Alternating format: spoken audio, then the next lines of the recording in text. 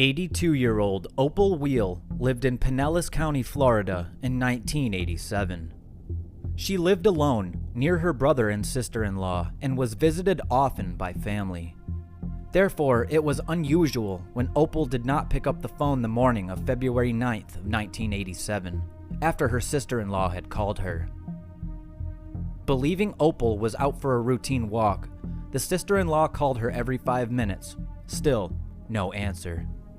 The sister-in-law dropped by, discovering that the kitchen nightlight was still on, which was odd because Opal routinely turned it off when she woke up by 6 a.m.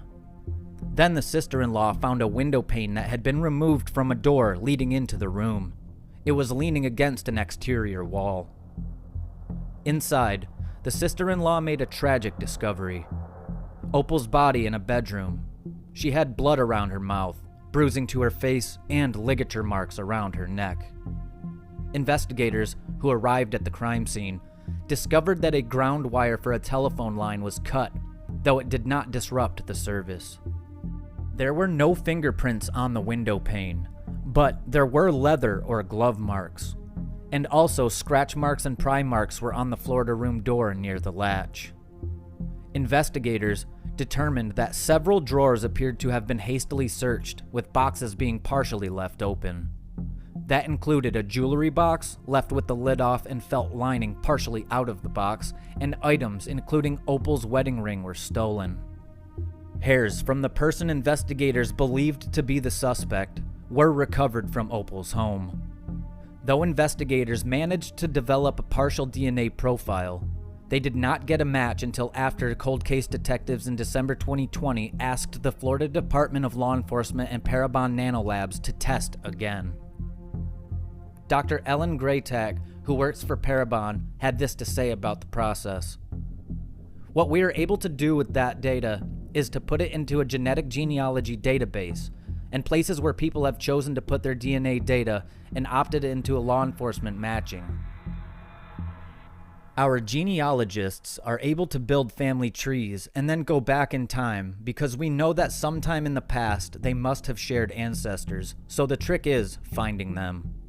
So you build those family trees back and find those ancestors and then look forward to see who is living now.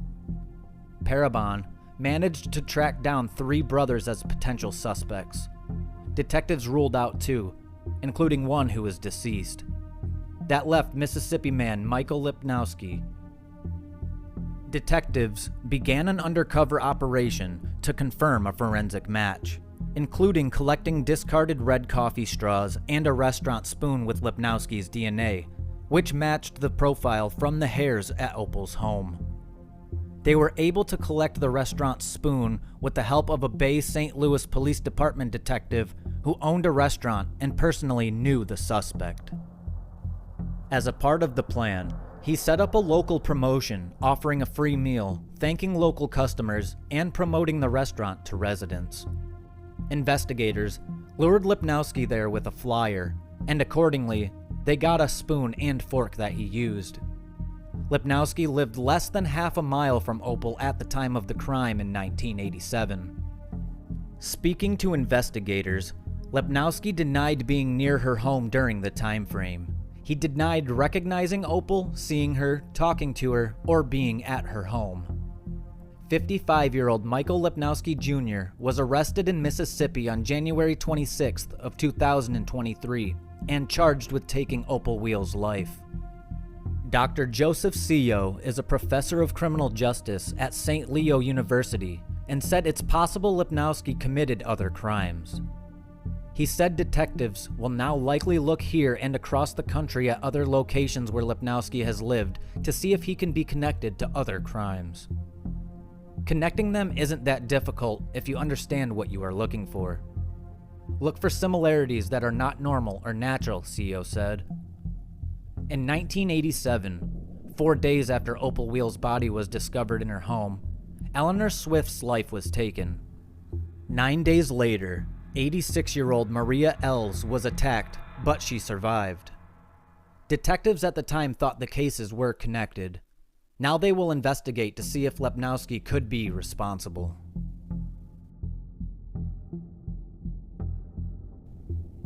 78-year-old Mildred Matheny lived in Lake Worth, Florida in 1985. She suffered from dementia. Mildred was a retired nurse. On the evening of April 27th, a passerby discovered Mildred with life-threatening injuries. She was naked and bloody from blows to her head and face. Her discarded clothes were strewn around and her dentures were found in the dirt. She was taken to the hospital, but sadly, she succumbed to her injuries a few days later. Investigators tried to create a timeline. They found that Mildred was last seen at her home where she lived with her younger sister Gladys Nolan in the 1300 block of Crestwood Boulevard in Lake Worth Beach. Mildred then seemingly wandered off, and this was not the first time.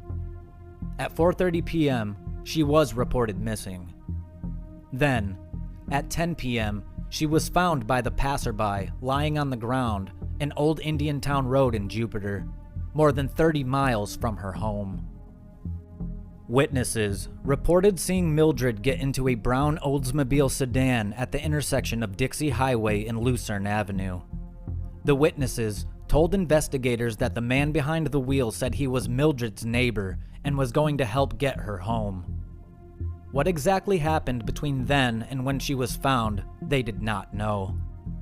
Frustratingly, without suspects or strong leads, the case went cold for many years. That was until recently.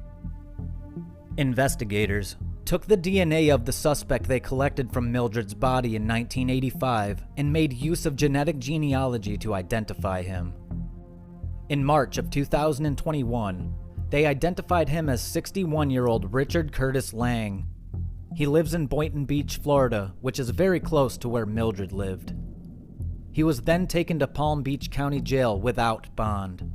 He denied any involvement in the crime and hired a defense attorney. The attorney had this to say in a statement: Mr. Lang vehemently denies the allegations brought today by the Palm Beach County State's Attorney's Office, and we look forward to aggressively challenging the forensic evidence attributed to Mr. Lang. Nothing in Mr. Lang's past indicates a propensity for such abhorrent behavior, and given his age and health, we will argue that he should be released to home detention as we prepare for a trial. It is unclear how Mildred's path may have crossed with Richard, who was 25 years old at the time that the crime occurred. Richard is a convicted felon. His DNA was uploaded to CODIS after his arrest on a weapons possession charge in 2012 in Palm Beach County.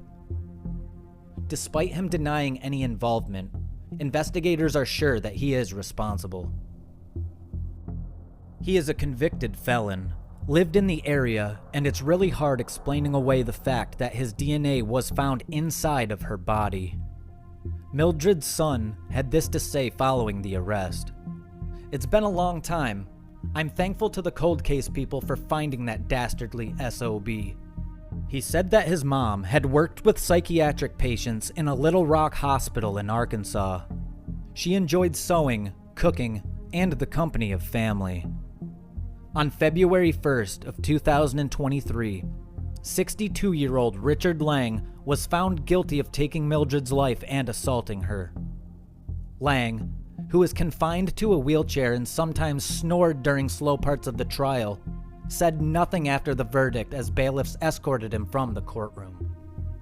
This finally closed the door on a 2-day trial and a 38-year-old cold case.